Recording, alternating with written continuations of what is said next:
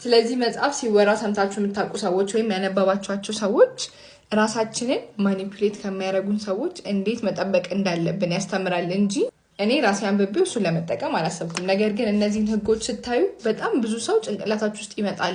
ለካ እንደዚህ ነበር ሲያደርጉ የነበረው እኔን ማኒፑሌት ያደርጉኝ ሲሞክሩ የነበረው በእነዚህ ሜተዶች ነው ምናምን ብላችሁ ብዙ ሰው ጭንቅላታችሁ ውስጥ ይመጣል። ብዙ ያያችሁት ፊልም ላይ ሰዎች እንዴት ሲያስቡ እንደነበር ሃየር ፖዚሽን ላይ ያሉት ሰዎች እንዴት ሲያስቡ እንደነበር ምናምን ለመረዳት ይረዳቸዋል። ነገር ግን ለራስ ለመጠቀም ጥሩ አይደለም።